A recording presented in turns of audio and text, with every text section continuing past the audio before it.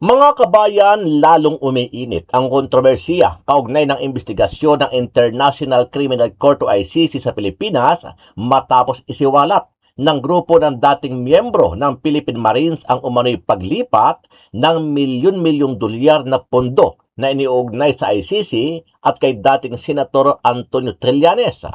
Sa isang press conference na ginanap sa Green Hills, sinabi ng council ng grupo ng mga ex-marines na si Attorney Levy Balikod na may naganap umanong palitan ng 2 milyon dolyar o humigit kumulang 115 milyon pesos na sinasabing inilaan para sa pakikipag-ugnayan at pag-aasikaso sa mga ICC investigators. Ayon pa sa kampo ng mga testigo, ang pondo ay madalas umanong dinadala gamit ang mga maleta at paper bags. Ang mga aligasyon ay kasunod ng pag-amin ng ilang ex-marines na naghatid umano sila ng mga maleta sa mga tirahan ni Pangulong Ferdinand Bongbong Marcos Jr. sa Forbes Park at Pauway, Ilocos Norte. Dahil dito, mas lumawak ang saklaw ng isyu mula sa delivery ng pera hanggang sa umano'y impluensya sa ICC investigation.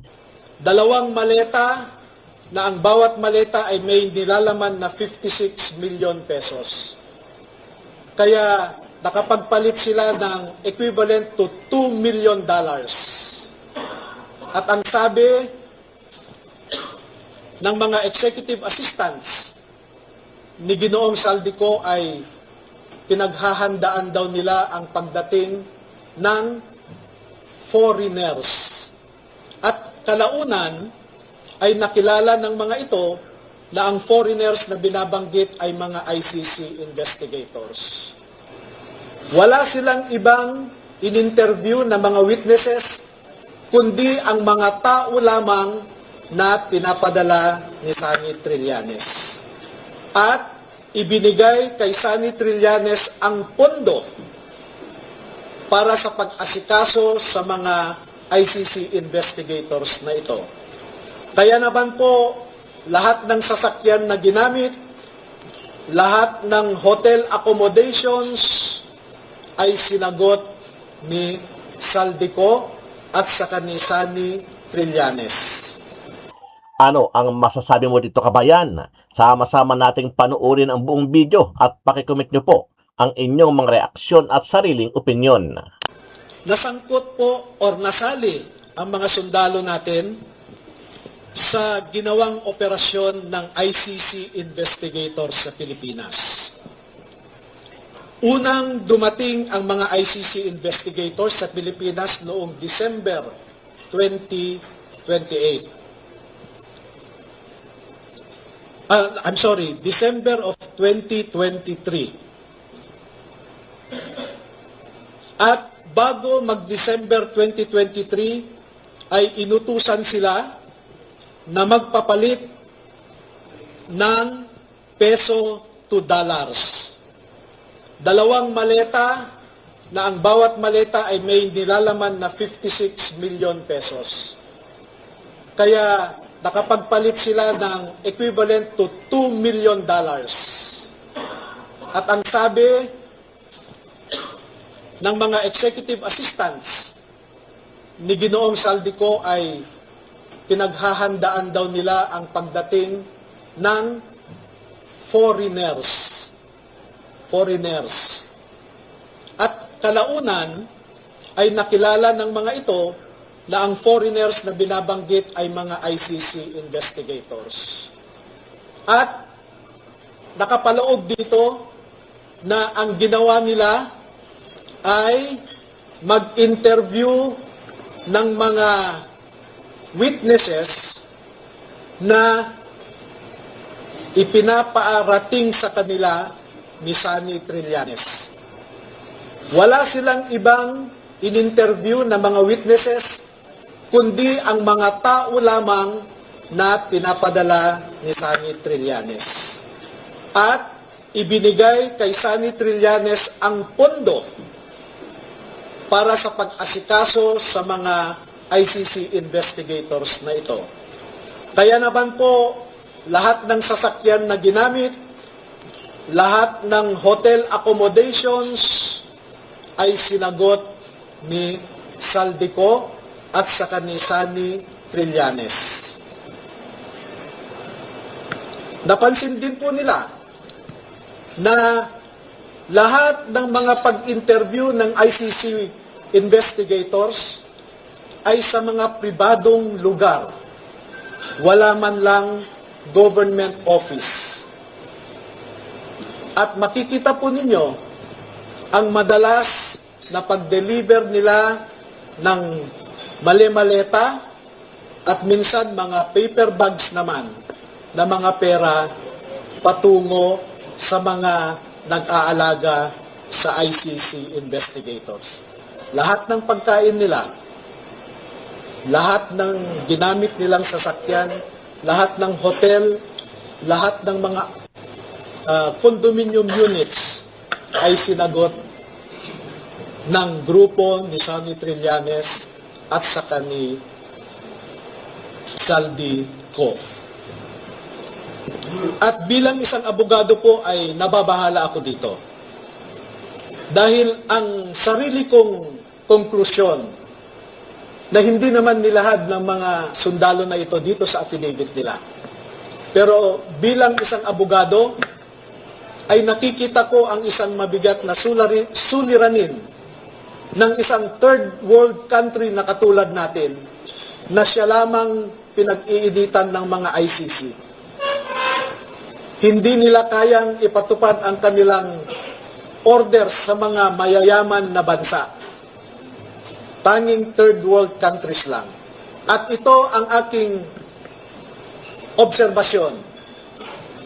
Una, ang ICC investigators did not conduct a bona fide investigation in the Philippines because they only interviewed people sent to them by Sunny Trillanes.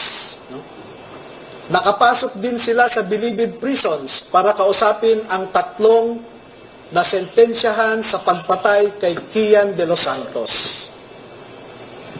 Meron din silang kinausap na mga di umano ay EJK victims' families sa bahay Kalinga ni Father Flavie Villanueva.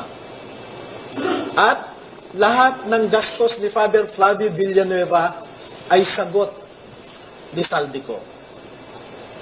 Number 2, dahil December 2023 lang unang pumunta ang ICC investigators sa Pilipinas, ay hindi nakakaduda that the ICC investigators manufactured the existence of ICC jurisdiction in the Philippines because the residual jurisdiction of ICC ended in March of 2019, or 1 year after the Philippines deposited its articles of withdrawal in the United Nations. Number 4, the ICC investigators themselves committed graft and corruption. Dahil bakit hinayaan nilang lahat ng sasakyan, lahat ng pagkain, lahat ng accommodations nila ay sinagot ng mga tao na kilala naman nila na kalaban ng kanilang iniimbestigahan. At panglima, ang mandato ng ICC ay di umano protektahan ang human rights ng mga tao. Pero bakit hindi sila nagbigay o nirespeto ang human rights ng isang tao na kanilang iniimbestigahan sa pamamagitan sana ng pag-imbestiga ng mga ibang tao na hindi pinapadala ni Sunny Trillanes? So yan po ang buod ng kanilang affidavit. At una ko nang ipaalam sa inyo na bago po kami magbigay ng buong kopya sa inyong lahat, ay pahintulutan muna ninyo kami na isumite ito sa Office of the Ombudsman para makita natin kung umaandar pa ang sistema sa Office of the Ombudsman. Dahil isa ang ngayong ombudsman natin na binanggit dito sa affidavit. Pangalawa, ay magsusumiti rin kami sa ICC mismo para malaman ng ICC ang